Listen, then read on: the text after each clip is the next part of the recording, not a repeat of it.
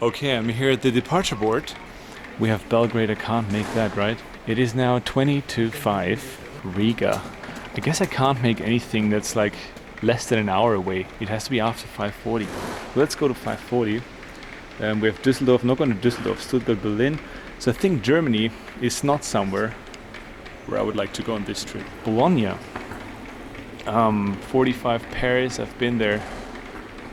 Look at that, Zadar. That sounds good. I've never been to Croatia, huh? Let's actually check. That's FR 4803. FR, that's Ryanair. Let's actually check if this is still available. I'll just check on the Ryanair app here. T1. We're going to T1. I just booked the flight and I think I have to hurry up now because where am I even? It actually said there was one seat available. I'm not too sure if that's actually the truth. They always say this, right? But let's actually check out if we can still make it. I have like an hour. That's exciting. It was crazy expensive, of course, for a Ryanair flight. Ryanair is always flying from the worst kind of terminals within airports, right? Look at this. It is the next morning and I didn't film yesterday because I was so struck by the fact that it was raining, because I wanted to escape the rain and the cold weather, of course, to come south. So I was very excited that my destination was Zadar here in Croatia, but apparently that didn't work out. And that's why I didn't film yesterday. But it is the next morning, as I said, and I'm checking out the city. And I gotta say, it's a little bit dull. I was expecting a little bit more enthusiasm, so to say, around here. But I found out, I'm just in a little park outside of the inner city, and I found out that this is the oldest continuously inhabited city or settlement, basically, in Croatia. And it was also part of the Austro-Hungarian Empire before the collapse, and later, of course, it was part of Yugoslavia, and that collapsed sometime in the 90s, I think. And now it is Croatia. And what's interesting about Croatia and also Bulgaria and Romania is that they are in the EU, but they're not in the Schengen area, so they still check your passport and whatnot. And I was lucky actually yesterday because I didn't bring my passport, but as an EU citizen you can still travel within the EU even though it is not Schengen. I realize there's lots of Austrian and German companies. It's pretty weird to come from Austria to here and then see all the banks and everything that you actually used to in Austria. So I was expecting a little bit more, I don't know, should I say exotic? It's weird to say exotic for a place like this. Over there, this peninsula is the old part of town. You can see the clock tower over there.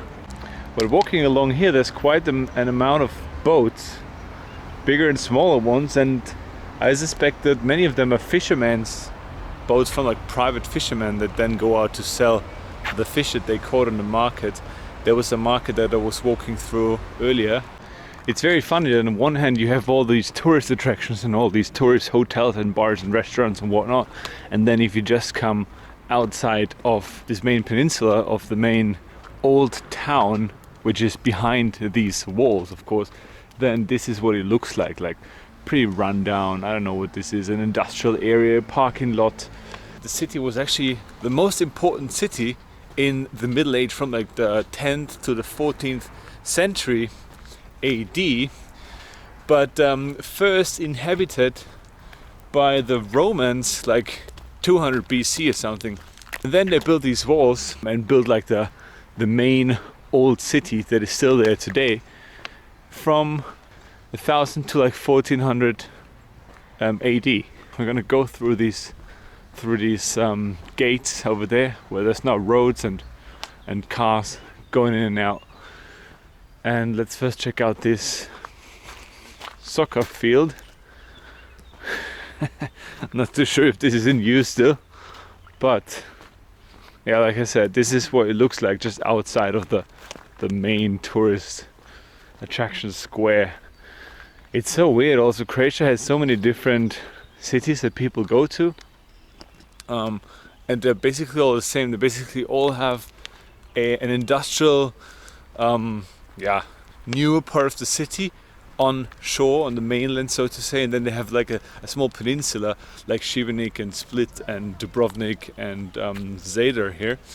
I have a small peninsula that is the old town that has the small harbor that we saw over there. That was the harbor back then, and now it's just like a little tourist and little fisherman harbor basically.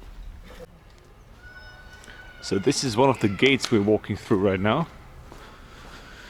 And this is apparently, oh, it looks like it actually already. This is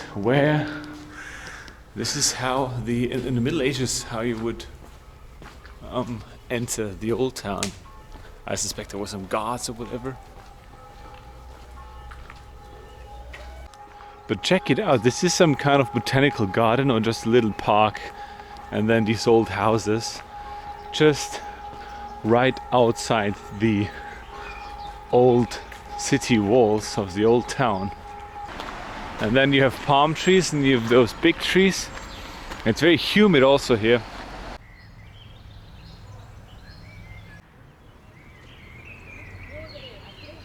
So there are the city walls, and this is one of the main gates, or the main gate, I would say, from the looks of it.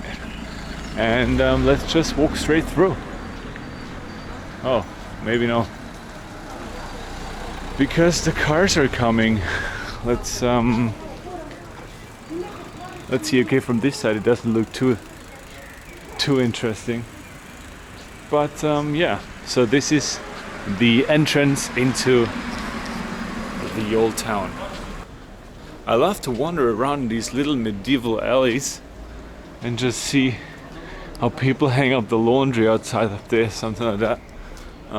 That's interesting. Anyways, let's see what they have.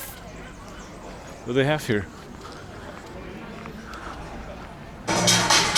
So this is the main square in the main cathedral with some archaeological endeavors that they made, and now Red Bull is turning it up and having a party. I wonder if the people over there like the party as much as the DJ. The people that are just trying to have lunch. I mean, they can have lunch wherever they want, they don't have to have it here, but still. We are gonna walk now to the sea organ. And I have no idea what it is, but apparently it is something very special. And I've seen that lots of tourists are down there admiring it. So I hope we can hear some music from the sea organ as the wind is blowing, and I'm suspecting that the sea organ works with the wind. So let's check it out. Down there is the sea already, so the sea organ cannot be too far away. Oh, he's actually stopping, that's nice. Too bad that they are only building the promenade down at the seashore now. Otherwise we could walk there. But apparently they didn't come around building one yet, or maybe there was one and they're reconstructing it, who knows. Anyways, this is like the sea front here in Zadar. I mean, it's not too interesting. I don't know why it is such a big tourist attraction, but let's check out the sea organ. Maybe that's what it is all about.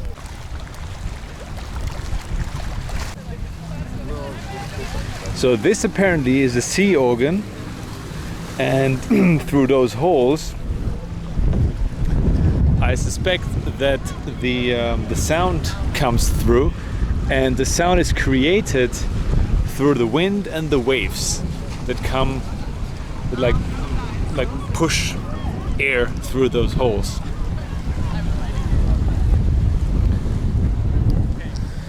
I mean, I'm pretty sure that you can't hear it through like over the camera, because first of all it's very windy, and there's people that are loud, and then the music, so to speak, from the sea organ is not too loud. And then here you have this nice plaza right on the seashore. There's some people going swimming, and then here there's some lights and animations on the floor. I hope you enjoyed this episode. I thought it's gonna be a little bit more exciting, but that's what you get when you tune into my channel, and I hope to see you around next time.